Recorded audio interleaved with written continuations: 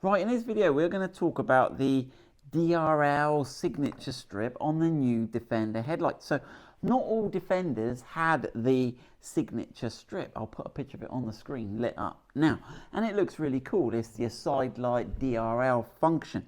But there have been a few people that have written to me and said it's failed on their car and they've had to... Now, at the moment, most of these are being replaced under warranty.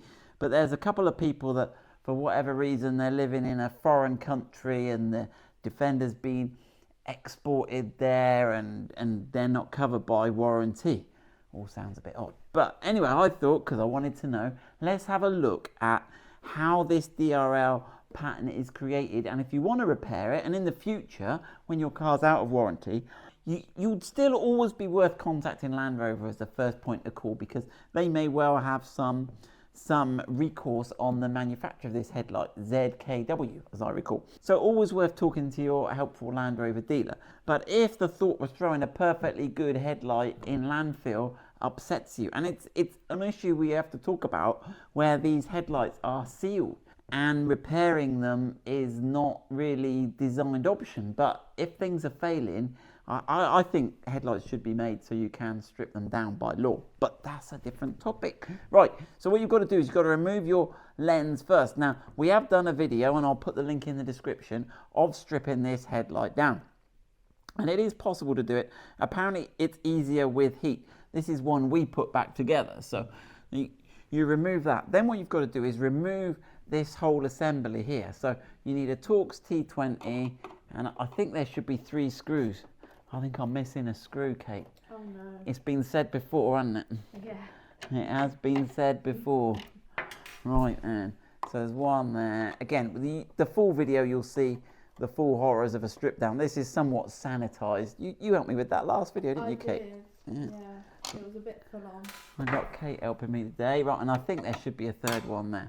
And then what you can do is this sort of sub-assembly pulls out. Now, when we stripped it down, I didn't really pay much attention to how the DRL was configured. So you've got a little connector here.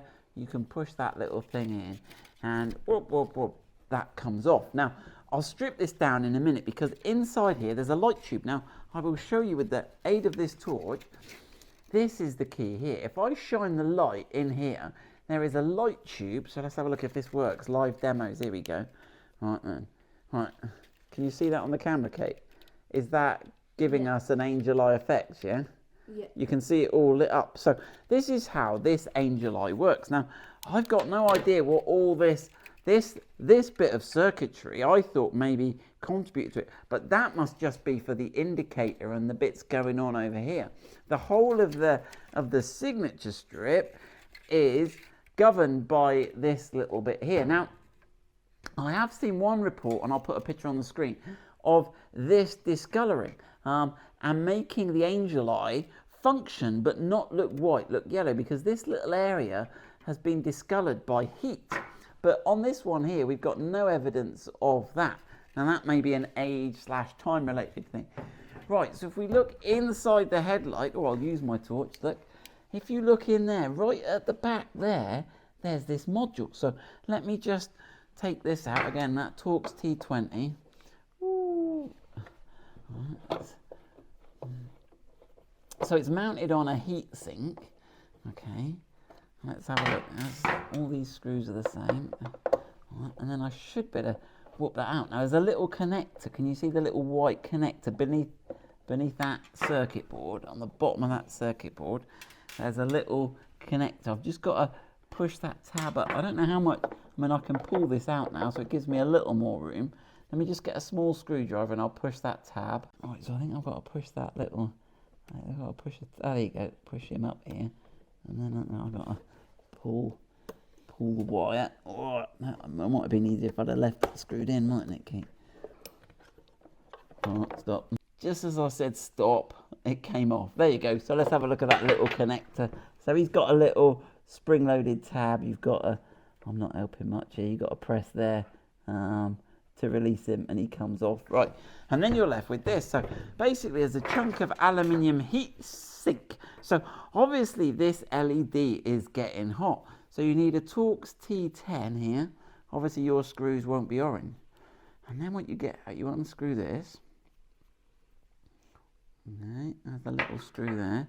And then this little module here. This is what creates all the light. So let's have a look at the front and the back. So there you go, it's got a load of numbers on the back there. And it's this little module, and these three little yellow squares here are the LEDs. So now you can power it up. I forget which it is. Now, these are some that I got out of a Chinese copy headlight. And you can see there's not as much circuitry on. If I hold them both up for you, Kate, that you can see that the Chinese one has got much reduced circuitry. But one thing that's handy on the Chinese one is there's a little plus and minus on these first two pins. Can you see that? It might come out on the camera, might not. Right. So I thought, let's power this up. So let's go over to the benchtop power supply. Go, look away. This is going to dazzle the camera. Here you go. Right, there you go. That is how bright that is. That is insanely bright. Right, have a quick view on this benchtop power supply, Kate, and see how much current it's taking. There you go. How much current is that taking? Oh, no, it's the bottom one is the current. It's 1. So it's maxing out the current draw on my benchtop supply. So that is taking loads of current, and it's getting pretty hot. So the light output from that is fierce. Right, so we are going to get these in stock so that if you want to not throw a headlight in landfill, you can repair it by changing that module. Now, obviously, I don't know how long the new ones are going to last if the old ones were failing. Right, let's have a look at the light guide. Right, so I mentioned earlier, oh my eyes. Right, I mentioned earlier that there's a light guide in here, and the light guide is here. So let's have a look at getting to that light guide. So I think I've got to take these. Oh look, I haven't oranged up my screws, Kate. You're not doing a good job. I've done a half a job, look. Half a job. The orange pen's going to be feeling left out. Right, so let's have a look. We've got 1, 2. Can you see any more on that side, Kate? Or is that? No, that's it. That's my, oh, something's, oh, the whole lot is coming loose. Here you go. Right, oh, right. So that is that module there. That is your indicatory module. Now apparently, apparently this inner bit here comes off somehow. Let me work this out. Right, so the next bit is a bit tricky, but basically this section, this black part here, pulls off. Now I've cheated and I've done it already, but what I'll show you is I'll show you the clips. So at the top of the crescent, you've got these little clips here, which you need to push down. I'll show you where they come out. And then right at the bottom of the crescent, you've got this clip here. So when it's on here, these two clips come through in the corner here, and you just have to push those down. And then the other clip is right at the bottom in here. You can see it just here. You just have to lever out. There's a little finger that grips on the hole in the middle. So that comes out like that. So there you go, you got that off. Okay, and then this clear section comes out. So the clear section, I haven't taken this off or coloured it in, but it appears to have a tab here, a tab here, and a tab here. Now I've started to get this one out. You've got to get a screwdriver in between the sort of arrowhead, and it'll start to move.